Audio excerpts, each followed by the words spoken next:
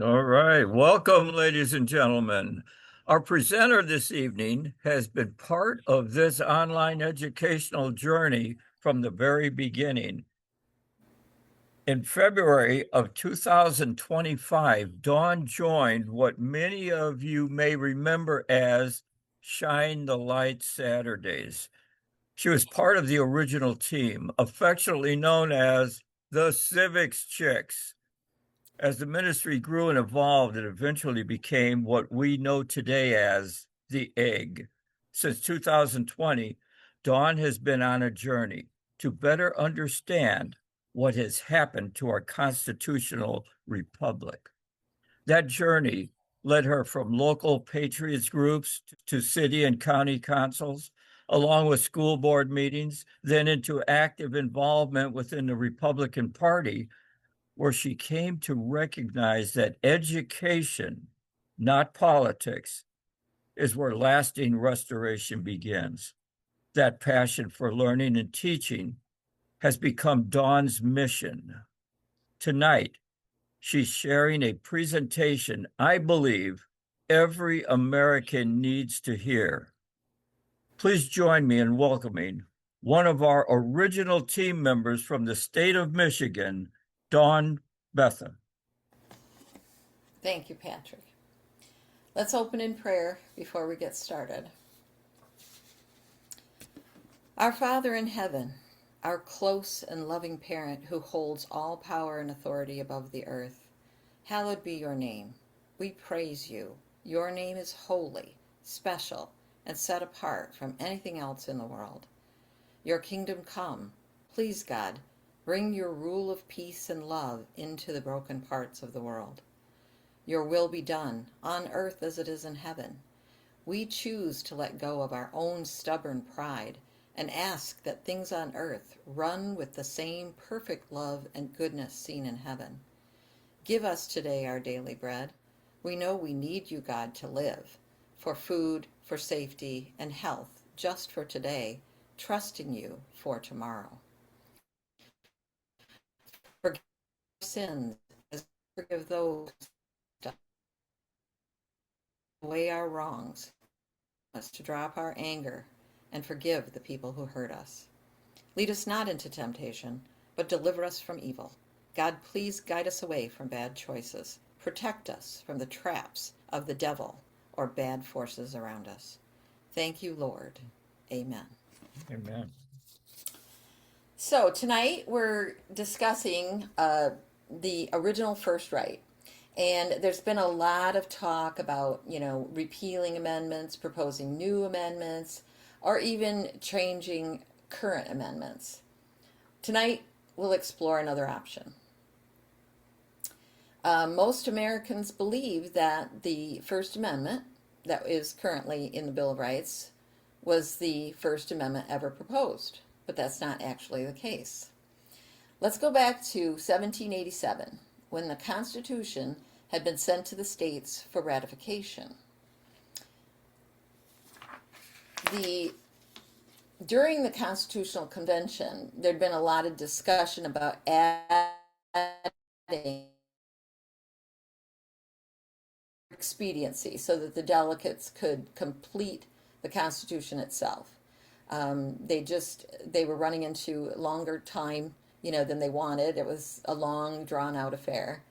But after they completed the Constitution and it was sent off to the states, delegates and patriots, Patrick Henry was one vocal one, Samuel Adams another, they talked to the newspapers, and the newspapers started arguments among the people that the Constitution would likely not be ratified without a Bill of Rights. Now, James Madison, who we've all heard as the author of the Constitution, he wasn't the only one, but he did take the notes during the Constitution, and he made significant contributions. He was originally really opposed to the Bill of Rights. He just didn't see the need of it. He didn't believe that, he thought that if we wrote it down that it would be worse or something. But during that time period, his friends and colleagues spoke to him, and I believe it was Thomas Jefferson that was the one that kind of convinced him. I meant to go back and look that up and I forgot, but I believe it was Thomas Jefferson that told him that they thought it would be better to have a Bill of Rights added to. So during the convention, they had proposed many amendments. And so what Madison did was he went back through and looked through those, and he whittled it down to 27, and then he kept looking and whittled it down to again another number, and it was 12. 12 articles were sent to the states for ratification. Not 10, 12. And let's see, I'd like you to think about a question throughout tonight's presentation. I'm going to ask it, and then we'll ask it again at the end. And so I don't want to see answers, like right now. I don't want you to raise your hand or anything right now. I'm just going to ask you this question. How many of you know there were originally 12 articles proposed by the first Congress, not just the 10 amendments we call the Bill of Rights today? So just keep that in the back of your mind. Now, the very first proposed article submitted to the states was not about freedom of speech, religion, or etc., the press. The first proposal concerned representation, the relationship between the people and those elected to present them. So this is what we would call the forgotten story of constitutional representation. It's really the forgotten story of we the people. And when the founders wrote the Constitution, they had to answer an important question. Who exactly are we the people? They considered many possibilities, whether it was wealth or land ownership and other qualifications, but ultimately settled on one measure, and that was population.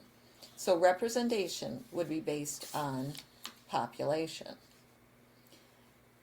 And that principle was written directly into Article 1, Section 2, Clause 4 of the Constitution. And this is just an excerpt. It's not the entire clause. It says, the number of representatives shall not exceed one for every 30,000. So representation was not a secondary issue to the founders. It was foundational to how self-government would work.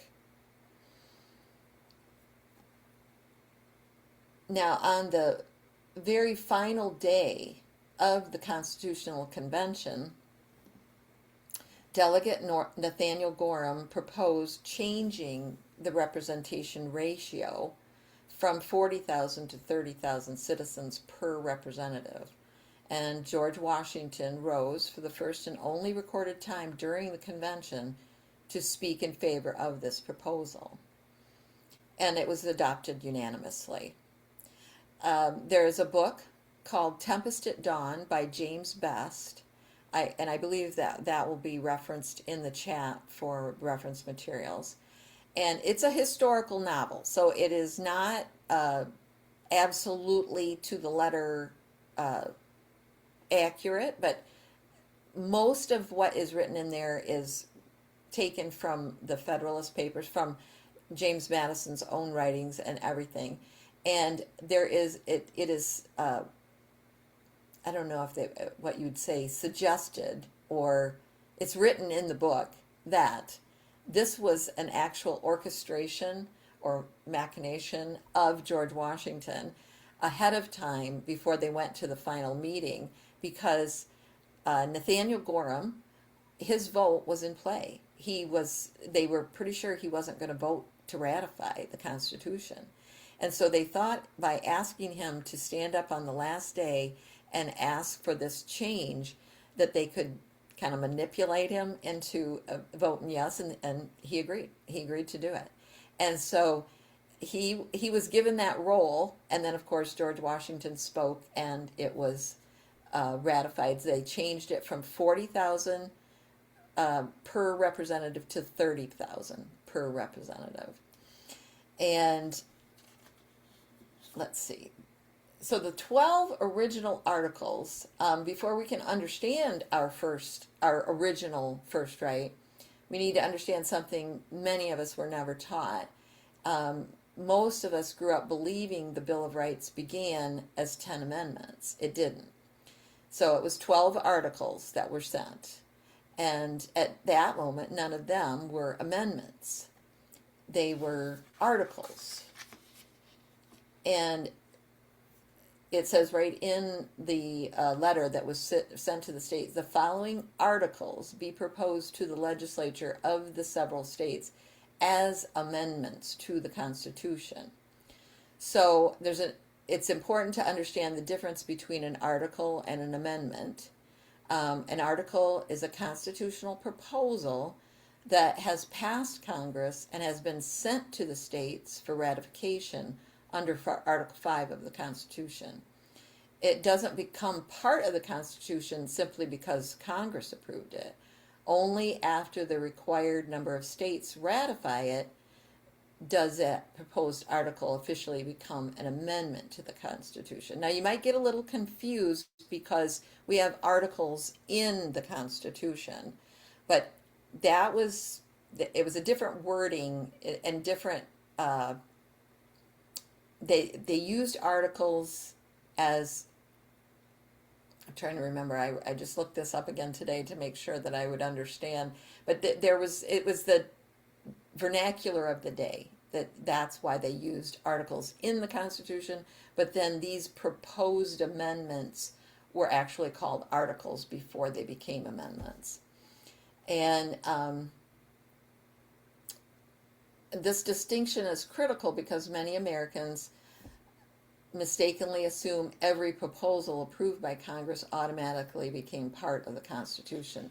Article the First never reached the required number of state ratifications, so it remained a proposed article, never becoming an amendment. And so this leads us to the renumbering of the amendments, the Bill of Rights that we know of today. There was, in 1791, 10 of those 12 articles received enough state ratifications, and they became what we now know as the Bill of Rights. But because the first two articles were not ratified, something interesting happened. The numbering changed. So what we know today as the First Amendment actually began as Article the Third. And the Second Amendment was actually Article the Fourth, and so on. So this simple change, it changes how people understand the history of the Bill of Rights. And because the first two failed ratification, the remaining 10 were simply renumbered. And that's why freedom of speech, religion, press, assembly, and petition became known as the First Amendment, even though they were originally Article the Third. So, what was Article the First? The very first proposal submitted to the states was not about freedom of speech, religion, press, or representation or petition. James Madison and the first Congress believed representation was so important that it became the very first constitutional change they proposed after the Constitution itself was ratified. And this is very important also to remember the fact that they did number these articles in level of importance. So, the first two were the most important, and the first two didn't get ratified. I think that's a very important point. Article the First laid out a plan for the House of Representatives to continue growing as American population grew. It began with one representative for every 30,000 people, and then provided for future adjustments as the House expanded, eventually reaching no more than one representative for every 50,000. So as the people increased, representation would grow with them. What happened? Okay, so Article the First failed to become part of the Constitution because of a, a relatively simple clerical error. In Connecticut, they were in the ratification process, and they discovered it had been ratified by the House. It went to the Senate. Somebody in the Senate noticed that there was a word wrong. Instead of less than, it said more than. It needed to be switched to less than. Well, they couldn't just change it. They had to rewrite it, send it back to the House, get it ratified there again with the new correct wording, and then send it to the Senate to ratify it there. Well, you have to think about the time period that this was taking place. It's not like today where, if there's a mistake, they can fix it immediately. Then it took, time to write it because you were writing it by hand and you had to have people that could write and were scribes. And then on top of that, the House may have already convened and left because they didn't stay in office like they do now either. They would meet periodically, maybe sometimes only once or twice a year. I don't really know what the exact schedule was at that time, but you have to think about it. It took them a long time to get together for events. They were coming from long distances. They had farms that they were working, and they were riding horse or walking on foot. So it didn't happen. And that's why it just went by the wayside, basically. So it didn't disappear. It just remained unratified. It's waiting on the sidelines is what it is. And as you can see, how it's supposed to read was nor less than one representative for every 50, but it was written nor more than. And so that needed to be changed. Okay. Okay, let's see.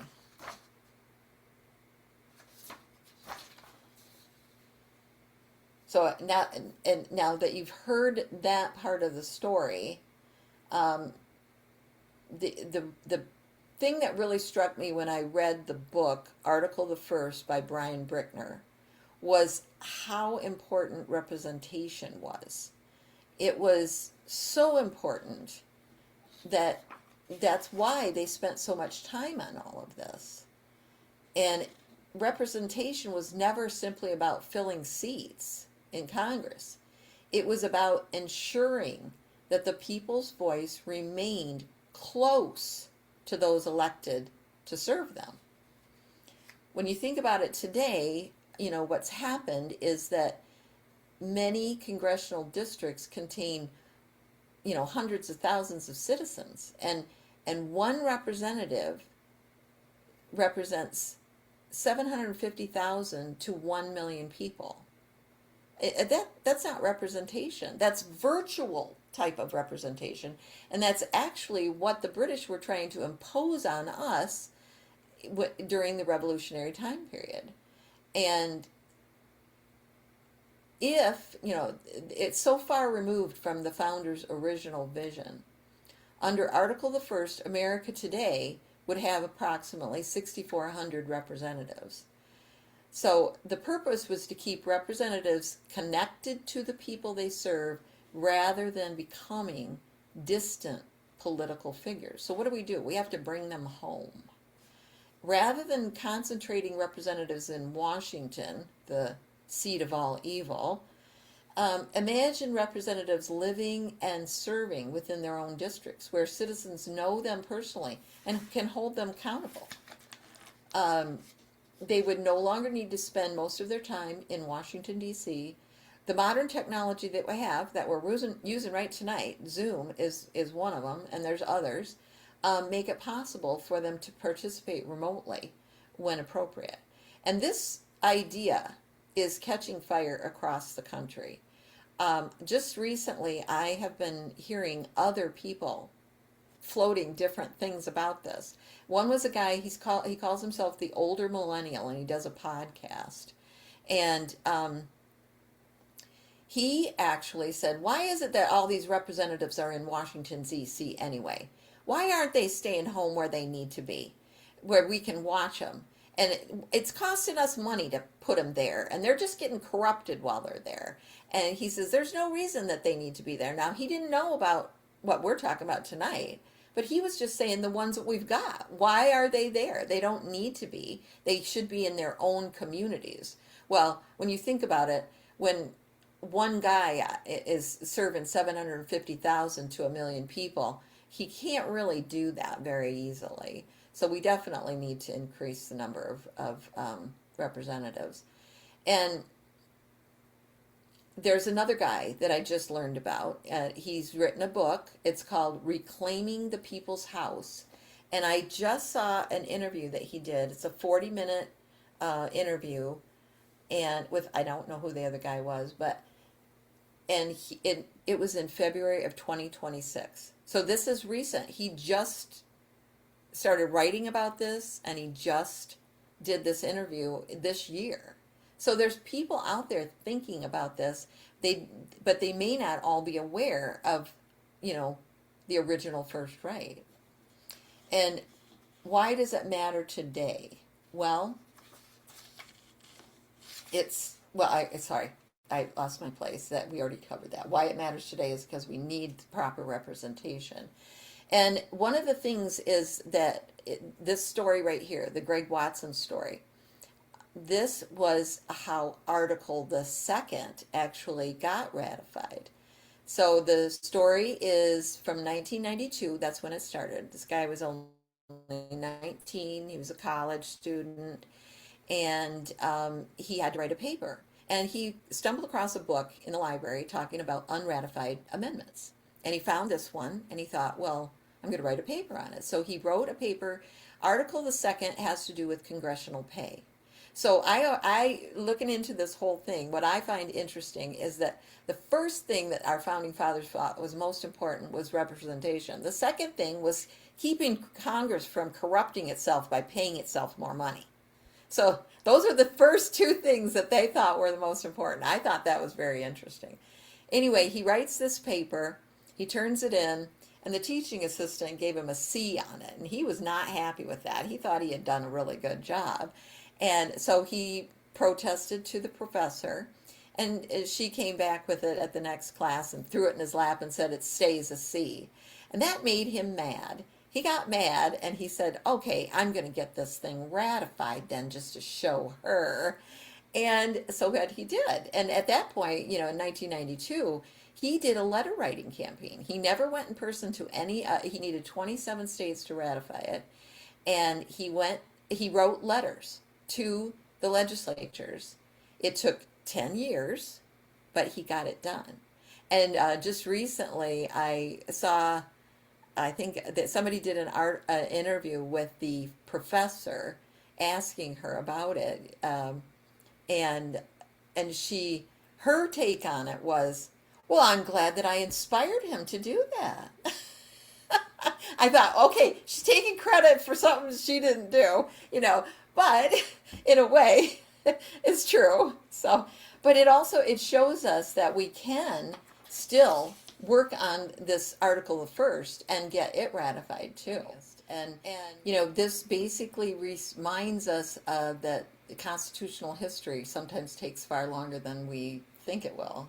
And the fact that they wanted this kind of representation, it's even more of a slap in the face to what we have now. And I'm not going to go into a lot of detail right now on how we ended up with only 435, but that in itself is a little bit interesting too. And we may cover that in future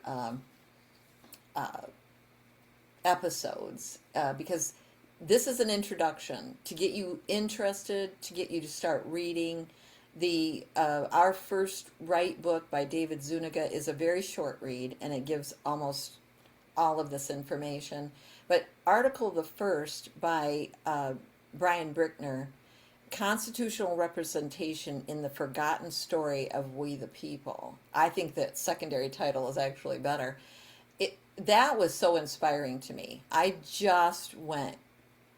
was like, oh my gosh, I get it now. I really get what they were trying to do. And when you read that, you understand it much more deeply. And now I have not read the third book, Reclaiming the People's House, The Citizen's Guide to Self-Government, by what was his name? Noel Francis. That one might be a really good one too. It's much thicker. I noticed that when he was holding the book. And then there's several other books out there. The Neglected Amendments of the U.S. Constitution. That book that Greg Watson pointed out was, a book that he found in the library. Um, Encyclopedia of Constitutional Amendments, Reframers. And so we're going to return now to that question I asked in the beginning, and then we're going to open it up for questions from people, for if you have questions. But the question I asked in the beginning was, and I want you to raise your hand here. So either you raise your hand by using the little chat icon, or raise your hand physically like this. I don't care. I just want to see how many. And you guys that are monitoring for me, you're going to have to check that because I can't see what I'm doing right now. Anyway, how many of you knew there were originally 12 articles proposed to the states, not just the 10 amendments we know today? So go ahead and raise your hands. And how many in here knew that? Did everybody?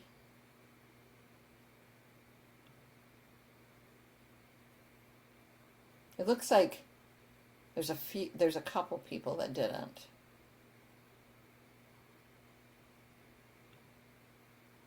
Okay, so not everybody knew. Okay. So now let's open it up for questions. So go ahead and raise your hands if you want to ask a question. And if we don't have any questions, I got a couple to get you thinking about it. Lori Dean. Yeah, I was wondering how we could reinitiate that process and get it done. And that's coming. That is coming. There are action steps that we can actually take in our own communities. This can happen all across the country easily. But I'm not going to reveal all of that tonight. That'll be in the coming weeks because I want to lay out a plan and then we're going to work on it. So that's coming, Lori. So pay attention, okay? That is awesome. Yeah. Okay, Penny, you got your hand up. Well, Lori, one of the things that I'm going to do is go locally and teach this slideshow. Go to the VFWs, go locally, and just start educating the people that this our first right is still there and we can still do this, people. This is representation on a just a massive level that we can get this passed. To me, this is bigger than voting. Way Well, bigger, I way bigger. agree. Blast it out there everywhere, and then whoever picks up on it can come to certain people and get more information. But just can we get like a flyer or something? Well, Yeah. actually, Penny and I were talking about it. I thought a little pamphlet booklet of these slides actually would be really beneficial. But the initiative would involve actual, hands-on work, actions that we can take. So, Yeah, so the focus right now is educating the people just on the introduction. Just introduce people to this. and then get them excited because they'll Yeah. get excited when they see, oh gosh, I could do something about that. And then say, okay, if you want to know more, I believe that we can get this done. And I personally think that we could probably get it done a lot quicker than Greg Watson did. I misspoke on there. He started in 1982. He finished it. He got it done in 1992. So he was a college student in 1982. And But 10 years, I think we can get it done quicker than that because people can be working on this all across the country. And there's 27 states that we need. That was the other point I wanted to make was you heard that Article the second got renamed to the 27th Amendment. When we get Article the first done, it will be the 28th Amendment. So I just wanted to make sure everybody knew that. So I'm going to spark a question right now and see if anybody responds to this. Why is proper representation so important? So I know you guys have got to have some thoughts on this. Data centers. What do you mean by that? Yeah. Expound on that. There is so much upheaval about data centers and the city and local governments not even listening to the people's voice and the residents. Well, there you go, right there. You know, any subject, whether that is unpopular, especially having to do with money. They're going to fight us on things like this because that money's more important than what we Yeah. want, what we the people want. You know. Go Well, ahead, Martin. that's all. That's corruption. That's what you're talking about is corruption. And corruption is easier when you have fewer representatives. Oh, very, very. It's cheaper too. Yes, yes, very much. Go ahead, Martin. There's only one thing that's more important to these people than money, and that's power. And power you get from your party. And I put a caveat in the chat, and I wanted to repeat it here. The two main parties and all the political parties are going to fight this thing tooth and nail because it will take their power away. Small districts weaken the power of the parties, and it'll really weaken them at the national level, and they're going to fight it tooth and nail. So just be prepared.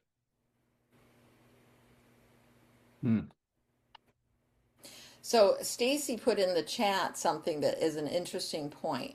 She said it's amazing that they haven't made a big deal of this to get an amendment ratified. Actually, there was another gentleman that did try to. He took it. It was a court case. I think he tried to sue to get it passed or something, but that's not the legal procedure on an amendment. And so it was thrown out of the courts because the only way to do it is how the Constitution says. It has to be ratified by 3/4 of the states in their state legislatures before it can be a part of the Constitution. Go ahead, Patrick. Lobbyists. Right now, the lobbyists are the ones that are really controlling the Congress, right? They have all 435 of those people in one place, and they can control that.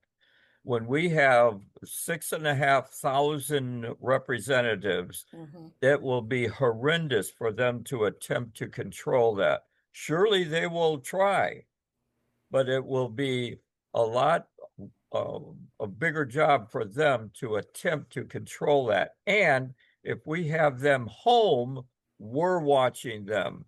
Yeah. And if a lobbyist shows up, somebody's going to know about it. And if a lobbyist just calls them, meets them for something, we'll know about it. So to have 6,500 people for the lobbyists to watch, I think is a good thing. Yeah, I do too. And I do know, I've heard people say, "Oh my gosh, they'll never be able to decide anything." That's actually not that's not a bad thing. That's not a bad thing. Think about all the really, really bad legislation that we have endured for the last 250 years. It's Really. been going on a long time that they have been passing a lot of really bad legislation. And there's another interesting story right at the very beginning when a question came up about representation. The first presidential veto had to do with representation. And I've got to read it again because I still don't understand what they were trying to say. They turned down this first thing about the representation, not the number. It had to do with apportionment. And this was a lot smaller population at that point. But then they came back and they changed it. And to me, it seemed like it was worse. And George Washington was okay with it. So that's something I got to do some more research on to understand it better. But it started right at the beginning. They messed up the apportionment and the representation almost from the very beginning. And it never really did catch on the way it was supposed to. And then in 1910 and then 1912 Congress is when they really dug their heels in and did us the dirty, as we say. Okay. I was just reading something in the chat. Somebody said something about Missouri and their the rural voices. Yeah, actually, one of the points made in and I believe it was in the article, the first book. One of the points made was about how it would be better representation for women, better representation for LGBT people. Like I don't really care about that. I'm sorry, but but the point was that individual groups would have better representation. But again, once again, I don't have any problem with the fact that if they cannot make decisions to pass more stupid laws. One of the things we need to do, and I would say that one of the first things that this expanded Congress could work on, is going through all of these laws that are on the books and finding the ones that are repugnant to the Constitution and getting them out of there. Because there's a lot. There's a lot. Go ahead, Martin. Yeah, I was going to talk to a little bit about the whole business about some bright boy in the parties apparently got the idea that they can use Oh, that typo. They can use that typo in the Constitution to their benefit, and they use the no more than 1 to 50,000 to say, well, then there can be more than 50,000 for each individual. So then they started reallocating. Congress did about 1910, Mm-hmm. started reallocating using just the same number of representatives because the Constitution says every census there has to be a reallocation per population. Right. So in 1910 they jury rigged it and they fooled around and they reallocated without changing the number of representatives. In 1920 they never did get around to reallocating because the population shifted so greatly. Then some bright boy came up with a plan and they passed the law in 1929 Mm-hmm. that limited the number of representatives to 435. And the rationale for this was that the Capitol wouldn't hold anymore. Right. Right. So utterly unconstitutional, and we, the people, are utterly to blame for letting them get away with this. Well, and the So interesting thing about that, this is what our first right will correct. yeah, the interesting thing about that was when I was watching that video with that, uh, what was his name? I can't think of his name, but anyway, the guy that wrote the new book, the new video, he kept saying it was in 1912, and when I read Our First Right, the book by David Zuniga, he references mostly the 1929 law, but Mhm. in 1910, when the census was done, that's when they set the districts to 435, and then they established that in 1912, said that there would be, and then in 1920, again, like you said, Martin, they didn't change anything, and then they codified it in 1929. And there was Yeah, only one person that voted against it in the yeah, Congress. And the thing yeah. that gets me about the timing of all of that, think about what was going on in 1929.